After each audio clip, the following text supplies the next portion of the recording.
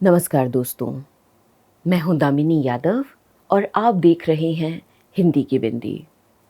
आज चारों तरफ इतना हाहाकार मचा हुआ है कि देश दुनिया के हालात खुश होने की इजाज़त ही नहीं देते। जो कुछ हो रहा है उसमें खुश होना ऐसा लगता है मानो गुनाह हो। लेकिन इंसान एक ऐसी शय का नाम है जिसका सफ़र ही अंधेरे से उजाले की तरफ, नाउम्मीदी से उम्मीद की तरफ और हार से जीत की तरफ बढ़ने का नाम है। जो कुछ घट रहा है उससे आप नावाकिफ नहीं हैं, पर मेरी कोशिश है कि अपने इस कार्यक्रम के ज़रिए आपको कुछ एक पल के लिए ही सही थोड़ी सी राहत, थोड़ा सा सुकून महसूस करवा पाऊँ। इन राहतों से ऐसा नहीं है कि सारी समस्याएं ही समाप्त हो जाएंगी, मगर हाँ, उन बड़ी बड़ी समस्याओं के समाधान की कोई एक छोटी सी राह ज़रूर निकलेगी। जब मैं सोच रही थी कि कैसे आपके लिए थोड़ी सी मुस्कुराहट जुटाऊं, तो कैलेंडर ने याद दिलाया कि अभी हाल ही में 1 अक्टूबर को वर्ल्ड स्माइल डे गुजरा है। कितनी अजीब बात है कि जिस चीज़ को हमारी रोज़मर्रा की ज़िंदगी का एक अटूट हिस्सा होना चाहिए, उसे भी अब दुनिया में एक तारीख के ज़रिए याद रखना पड़ता है। 1 अक्टूबर को वर्ल्ड स्माइल डे की ज़रूरत पेश आने लगी है। शायद इसीलिए 10 अक्टूबर को वर्ल्ड मेंटल हेल्थ डे यानी विश्व मानसिक स्वास्थ्य दिवस को भी याद रखना ज़रूरी होने लगा है। हालांकि विश्व स्वास्थ्य संगठन ने तो बरसों पहले जारी अपनी एक रिपोर्ट में ही एक अनुमान के द्वारा ये टिप्पणी कर दी थी कि वर्ष 2020 तक भारत की लगभग 20% आबादी मानसिक रोगों से पीड़ित होगी। क्यों? इसका जवाब भी सुन लीजिए। विश्व स्वास्थ्य संगठन मानसिक स्वास्थ्य को परिभाषित करते हुए ये कहता है कि ये पूर्ण स्वास्थ्य की एक ऐसी स्थिति है जिसमें किसी व्यक्ति को अपनी क्षमताओं का एहसास रहता है, वो जीवन के सामान्य तनावों का सामना कर सकता है, लाभकारी और उपयोगी रूप से काम कर सकता है और अपने समाज के प्रति योगदान देने में भी सक्षम होता है। अब इस परिभाषा के अनुसार हम मानसिक रूप से कितने सक्षम हैं, कितने स्वस्थ हैं, ये जानने के लिए हम देख सकते हैं कि आज तनावग्रस्त लोगों की संख्या कितनी तेजी से बढ़ती जा रही है। डिप्रेशन के शिकार लोगों की संख्या कितनी तेजी से बढ़ती जा रही है और आत्महत्याओं के मामले कितनी तेजी से बढ़ते जा रहे हैं। नाउम्मीदी की वो कितनी इंतहा होगी कि जिस जिंदगी का जश्न मनाना चाहिए, उस जिंदगी को मिटा देने के अफसोस कम होने लगे हैं।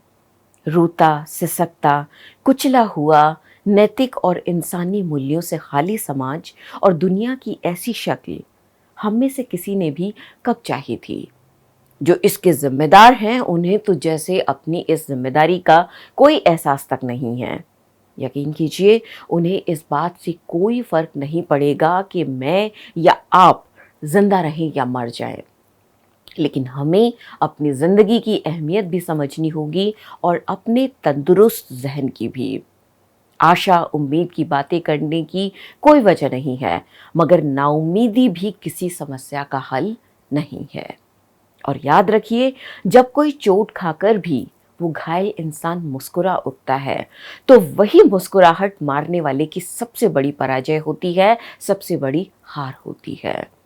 उसी मुस्कुराहट के उजाले से हमारी जीत का सूरज उगता है। मैं आपके लिए शायद कुछ और नहीं कर सकती, मगर अपनी इस कविता, एक भूली हुई बहुत ज़रूरी बात के ज़रिए आपको बस अपनी याद ज़रूर दिला सकती हूँ।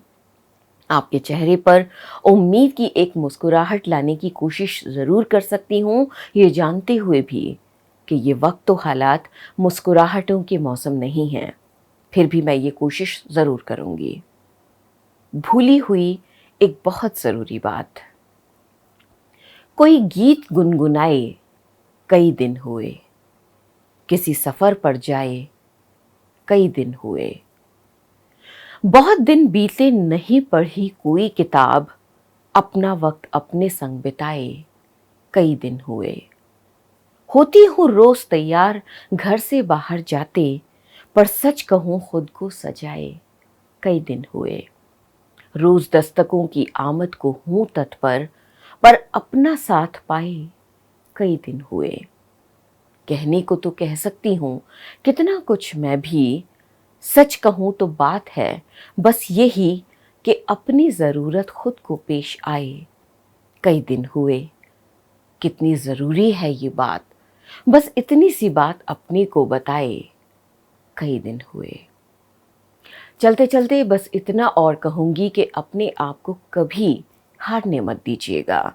आप, आपकी हिम्मत, आपकी मुस्कुराहट बहुत कीमती है, खुद आपके लिए भी और एक मुस्कुराती दुनिया के लिए भी। द वायर के और वीडियोस देखने के लिए सब्सक्राइब करें और बेल आइकन पर क्लिक करें। स्वतंत्र पत्रकारिता की आर्थिक मदद करने के लिए डिस्क्रिप्शन में दिए गए लिंक पर जाएं और अपनी राशि चुनें।